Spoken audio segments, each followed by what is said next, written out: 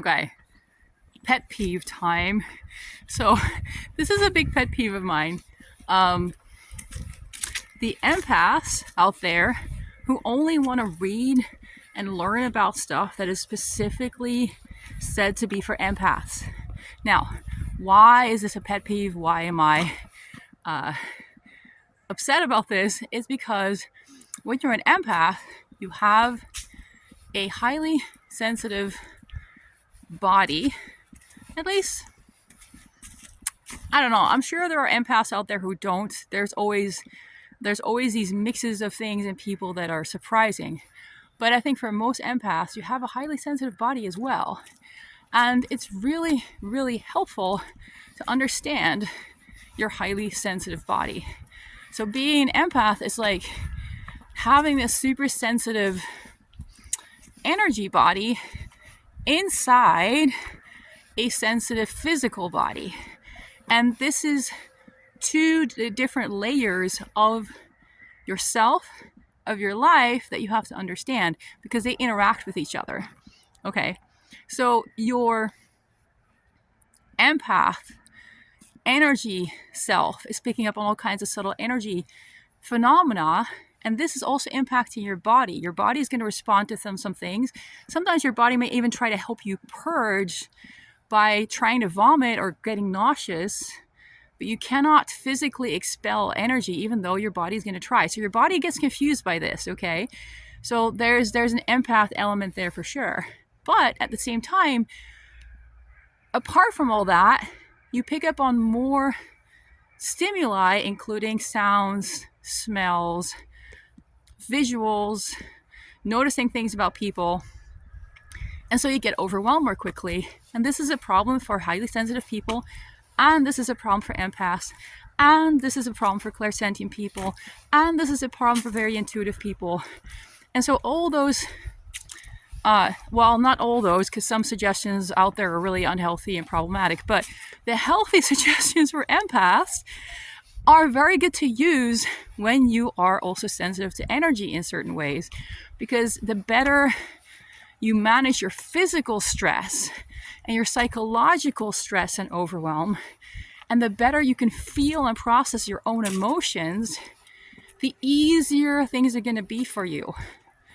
But when those things are already out of whack and too much, then what's going to happen is your intuitive, energetic self is already stressed to begin with because everything feels overwhelming, on the physical and psychological level. And that translates to kind of like a baseline for your psychic abilities. And those psychic abilities are going to try and solve your physical and psychological problems by gathering more intuitive information, which really is just going to ramp up the overwhelm even more. So this is a problem anyway for intuitive and sensitive people of all kinds, where there's something inside of us that we think, if I'm super overwhelmed, I just need to get more information. But, oh, my arm's getting tired. Hold on, let me change. Okay, I can't. There you go. Okay, so we have a tendency to want to get more information, thinking that is going to make everything so much better. We just need the right information. Now, I'm not saying you should never research anything. I've definitely done a lot of researching, like a lot of researching. But you have to understand, all the information you're gathering needs to be processed in your whole system. You can't just shove it in and then pretend it doesn't go anywhere. It needs to be digested in a way. And so the more energy or the more information you shove in there, the more time you need to give yourself to digest. If you don't do that, then the information you're trying to gather to solve your problems of overwhelm is actually going to create more overwhelm. This is why the more sensitive you are, the more psychic you are, the more paranormal stuff you pick up on, the better you have to understand high sensitivity basics. of how do I keep my nervous system calm? What are the things I'm doing that I think are helping, but they're actually overwhelming me? How do I maintain a balance where there's space to learn new things, but I feel stable, I feel calm, and I feel good? Because the moment you get out of balance, you get really stressed out, all your systems are going to try and help out in different ways, but a lot of those ways that your systems are going to try and help is going to create more stress. Like, it's well intended, it's not going to help. Like, your body is going to get all nauseous, trying to vomit, trying to get stuff out. I don't know about you, but like, feeling nauseous does not feel good for me. It makes me more stressed. Your psychic abilities are going to ramp up, trying to pull more helpful information from all kinds of places. But you need to process that information too. More overwhelm. You're going to psychologically research, probably, watch a lot of videos, read a lot of books or websites.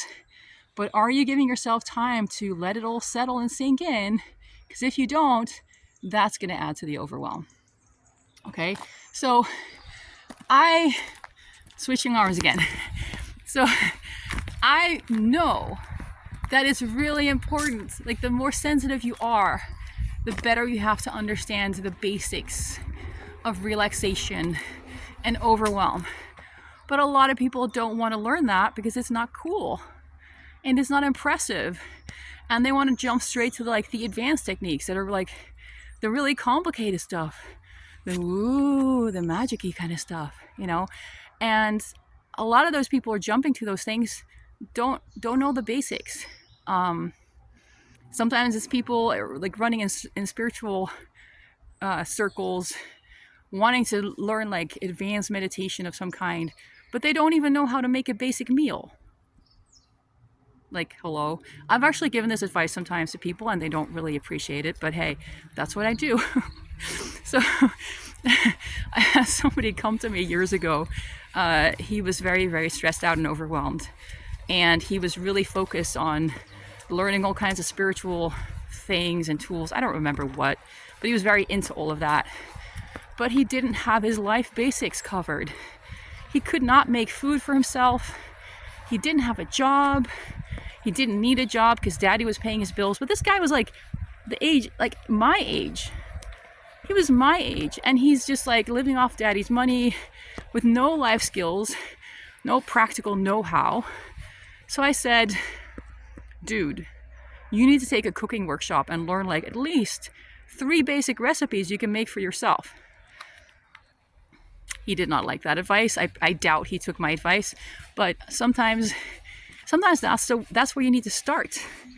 You need to start with getting your basics in order so that you can really take care of yourself.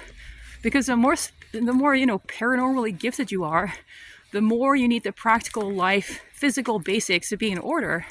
And if they're not, that's where you need to start. So yeah, sometimes I've refused to coach people on like intuitive, paranormal, psychic, energy topics because I'm like, nah, you don't have the basic survival skills in order that you need to just be a human. Like, start there, and then we'll get to like the nitty-gritty of other things that you are more interested in. So a lot of people look down on, or we're into spirituality, they look down on the physical. Like, the physical is like lower vibration, or it's like, it's not of a higher reality, or some people like it's an illusion. But the physical is actually very, very helpful, because a lot of things that you are going to be dealing with in the energy world are also happening in the physical world. And if you struggle with those things in the physical world, you're definitely going to struggle with them in the energy world. If you struggle with boundaries in the physical world, you're going to have a heck of a time in the energy world, because everything is more subtle and it's harder to discern. So it's really great that you get to practice in the physical world with things that you can see and touch. And this is another reason why it's so important to get your physical life in order, and to also really understand that your physical body and your physical sensations, what you see, what you hear, what you smell, your nervous system, all of this, when you can understand that and work with it and really balance it it's going to help you so much with any kind of spiritual energy work. Okay, see, here's a fence, yes? Barbed wire.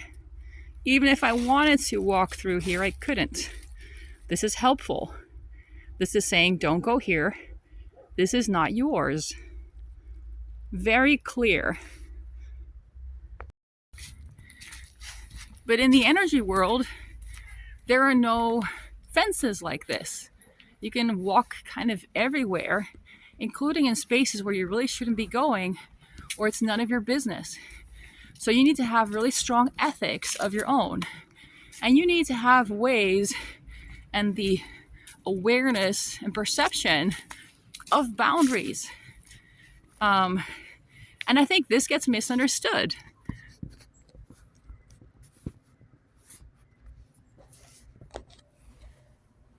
I think this gets misunderstood a lot. I think there's a lot of people who don't like boundaries. They don't like limits.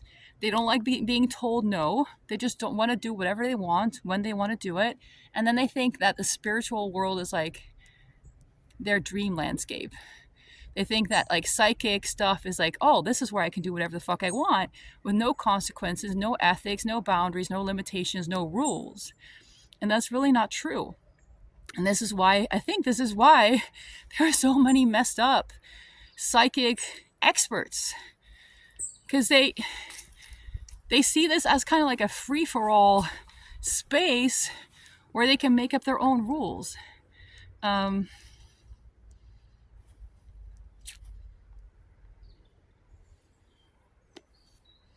So yeah, please don't do that. Please don't be that kind of person. But also, if you want to be that kind of person, I can't really do anything about it. But then just please, like, don't come to me, because it's really upsetting to see how much of this is going on. All right, I think this is everything I wanted to say for today, and it is getting super dark, so it's time to end this video.